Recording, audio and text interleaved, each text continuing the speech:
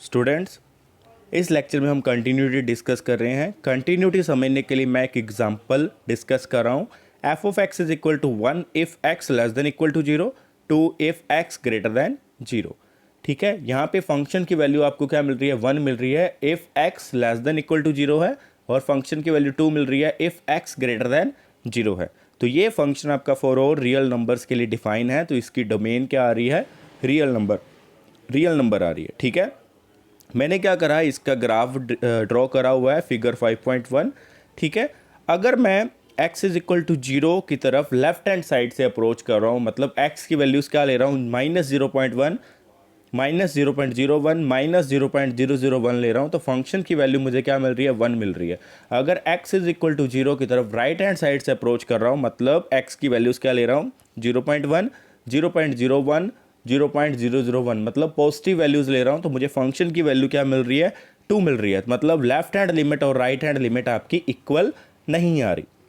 ठीक है, मतलब क्या हो रहा है, यहाँ पे आपके पास लेफ्ट हैंड लिमिट क्या आ रही है, at x is equal to 0 पे फंक्शन की वैल्यू 1 आ रही है। ठीक है, और राइट हैंड लिमिट आपकी फंक्शन की क्या आ रही है, 2 आ रही है, और एक्स इज इक्वल टू 0 पे आपके पास फंक्शन की वैल्यू क्या आ रही है, 1 आ रही है।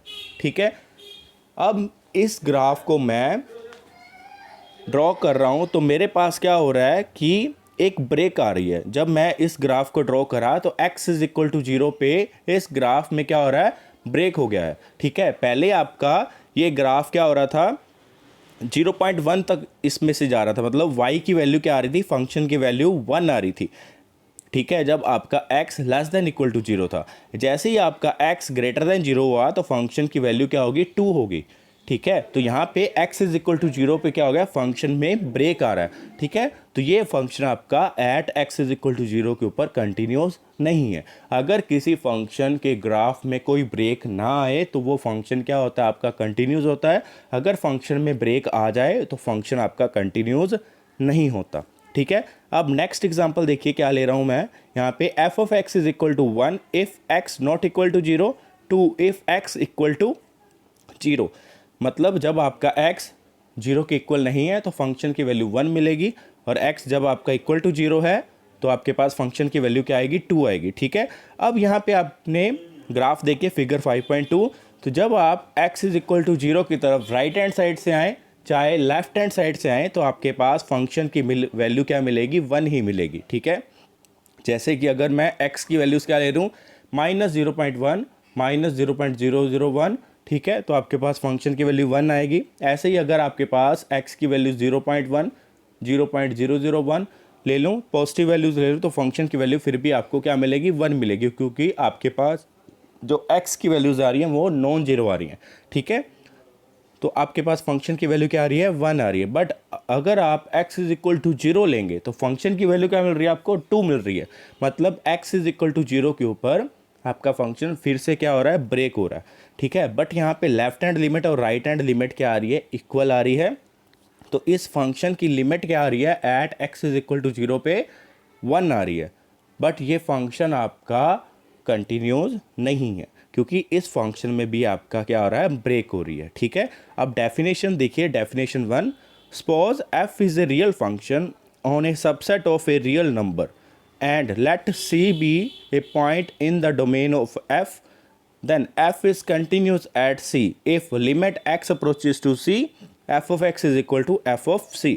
मतलब यहाँ पे क्या कह रहा है कि अगर आपके पास फंक्शन है, रियल वैल्यूड फंक्शन है, और उसकी डोमेन क्या आ रही है, सबसेट ऑफ रियल नंबर है। ठीक है, अब मैं क्या कर रहा हूँ, इस फंक्शन की कंटिन्यूटी के बारे में डिस्कस कर रहा हूँ सी पॉइंट के ऊपर। सी आपका क्या होगा, पॉइंट है।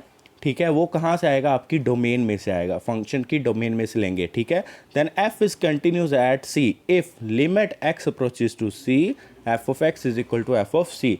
मतलब जो फंक्शन की लिमिट आएगी at x is equal to C के ऊपर, वो आपकी एक्चुअल वैल्यू के इक्वल होनी चाहिए। ठीक है, लिमिट एग्जिस्ट करनी चाहिए, मतलब राइट हैंड लिमिट और लेफ्ट हैंड लिमिट एग्जिस्ट करे और इक्वल हो, और एक्चुअल वैल्यू के इक्वल हो। ठीक है, if the left hand limit, right hand limit and the value of the function at x is equal to c exist and equal to each other, then f is said to be continuous at x is equal to c। ठीक है, मतलब left hand limit आपने +1 में discuss करी हुई है, left hand and right hand limit. जब हम क्या करते हैं x इज इक्वल टू सी है, अगर मैं c की तरफ लेफ्ट हैंड साइड से अप्रोच कर रहा हूँ तो मेरे पास क्या आएगी, लेफ्ट हैंड लिमिट आ जाएगी।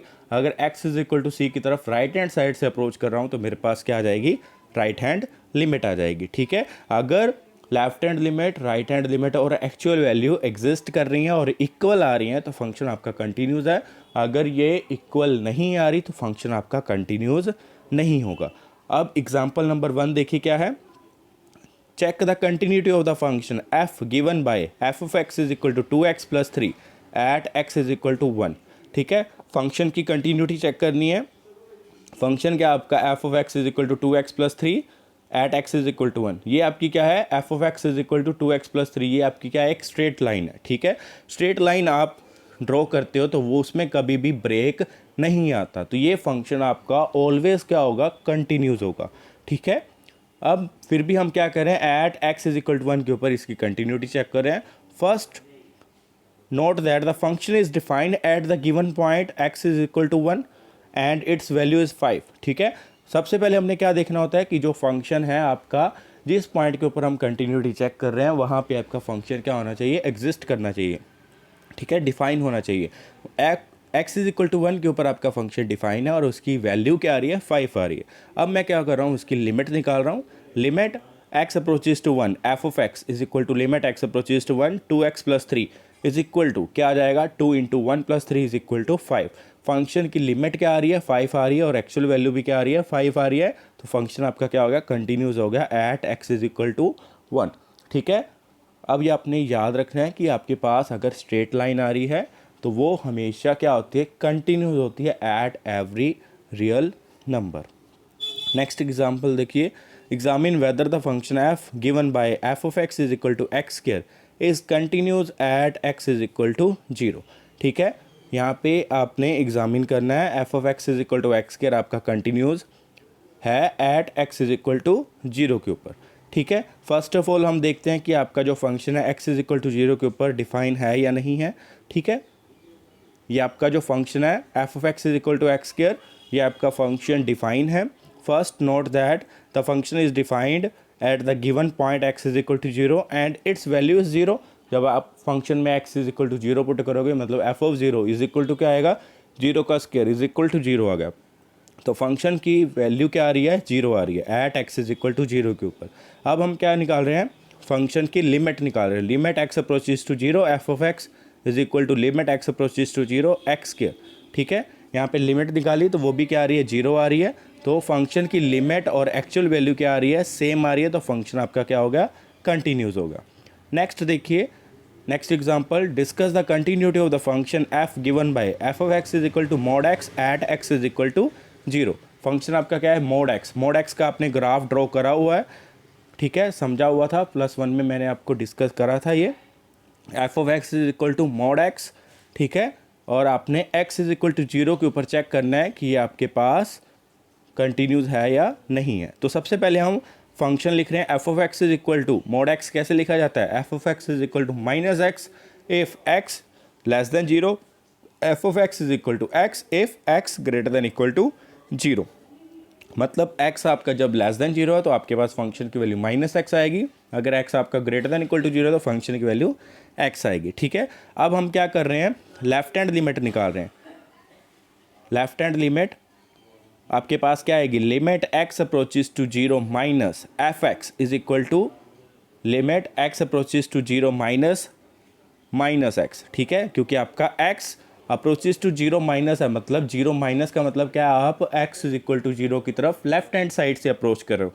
जब 0 के ऊपर माइनस लिखा हुआ है तो आपका मतलब क्या है, लेफ्ट हैंड साइड से आप क्या कर रहे हो, 0 की तरफ अप्रोच कर रहे हो। ठीक है, आपकी x की वैल्यू 0 के इक्वल नहीं होगी बट 0 के नियर होगी। ठीक है, तो आप क्या कर रहे हो, लेफ्ट हैंड साइड की तरफ से x इज इक्वल टू 0 की तरफ जा रहे हो। तो जब आपका लेफ्ट हैंड साइड से जाएंगे तो x की वैल्यू क्या होगी, लेस देन 0 होगी। तो उस टाइम फंक्शन की वैल्यू हमें क्या मिलेगी, माइनस x मिलेगी।